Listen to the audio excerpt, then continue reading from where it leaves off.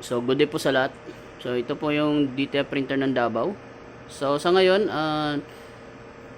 kakalipat lang po namin sa bagong area. So, ititest ko lang po yung printer. Papakita ko po yung status niya sa ngayon.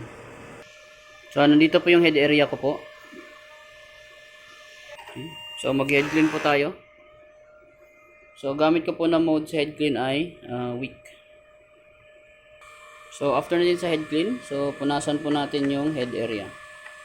Yung cupping station, saka yung wiper.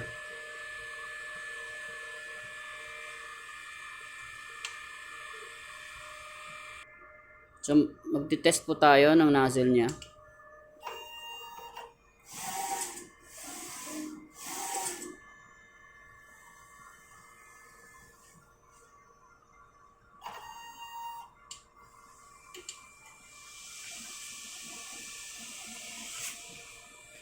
Okay, so check po natin ang nozzle.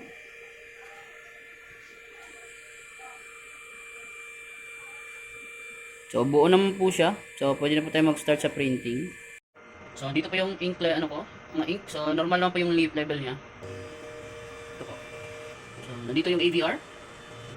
So nandito rin yung ground wire. So nandito po yung waste tank ko. So bago pa, wala pang laman. Ayan po. So nandito po yung mga in-use supplies ko po. So mga unused. So ito po yung bagong setup po ng PC ko.